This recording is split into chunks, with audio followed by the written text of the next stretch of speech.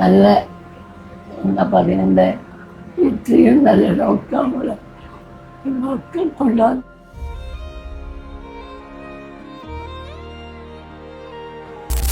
ഞങ്ങൾ ചൊവ്വക്കുന്ന് വരുന്നതാണ്. എൻ്റെ അമ്മ ആശ ഡോക്ടർ പേഷ്യൻ്റാണ്. 3 months ബിഫോർ അമ്മക്കൊരു സ്ട്രോക്ക് വന്നു. ചെറിയൊരു സിംറ്റം കണ്ടപ്പോൾ തന്നെ ഇവിടെ വന്നിട്ടുണ്ടായിരുന്നു. അപ്പോൾ ഇഞ്ചക്ഷൻ വെച്ചു.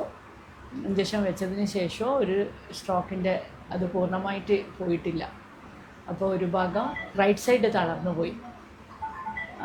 പിന്നെ ഇത് പ്രസാദ് ഡോക്ടറും ആശ ഡോക്ടറും അതിൻ്റെ ഇത് ചെയ്ത് ഇപ്പോൾ 8 ദിവസം ഉണ്ടായിരുന്നു ഇവിടെ ഹോസ്പിറ്റലിൽ. പിന്നെ ആശ ഡോക്ടറെ ആ ഒരു ഇതിൽ എല്ലാം ഇപ്പോൾ അമ്മ പൂർവ്വസ്ഥിതിയിലേക്ക് വരുമെന്ന്.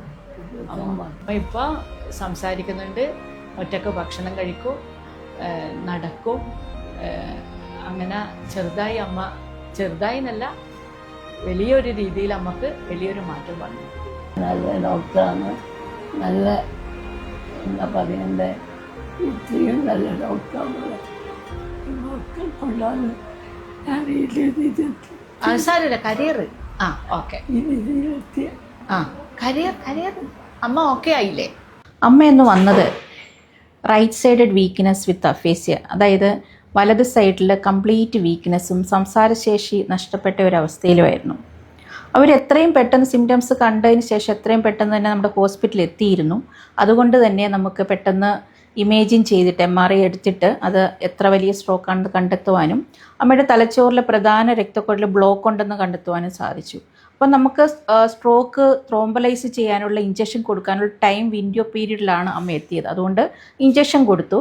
പക്ഷേ ഇഞ്ചക്ഷൻ കൊടുത്തതിന് ശേഷവും അമ്മയ്ക്ക് സംസാരശേഷിയിലും അതായത് വീക്ക്നെസ്സിലും ഒന്നും കാര്യമായി ഇമ്പ്രൂവ്മെൻറ്റ് വരാത്തതുകൊണ്ട് നമ്മൾ നെക്സ്റ്റ് സ്റ്റെപ്പ് ട്രീറ്റ്മെൻറ്റിലേക്ക് കടന്നു. അതാണ് mechanical thrombectomy.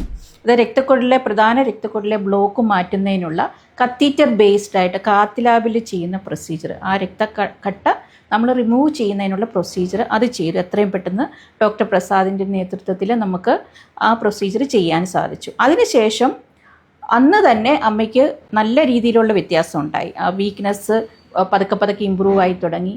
Within next 1 week she showed remarkable improvement, especially in terms of weakness. Right side weakness നല്ലതായിട്ട് ഇമ്പ്രൂവ് ചെയ്തു. Speech also showed remarkable improvement. She started talking. ഇപ്പോൾ നമ്മൾ കണ്ട ഈ പേഷ്യൻറ്റിനെ പോലെ മാസീവ് സ്ട്രോക്കായിട്ട് പ്രധാന രക്തക്കുഴൽ ബ്ലോക്കായിട്ട് വരുന്ന രോഗികൾക്ക് അവരുടെ ജീവിതത്തിലേക്ക് തിരിച്ചു കൊണ്ടുപോകാനുള്ള ഒരു പ്രധാനപ്പെട്ട ഒരു ചികിത്സാ സംവിധാനമാണ് മെക്കാനിക്കൽ ത്രോംബെക്ടമി.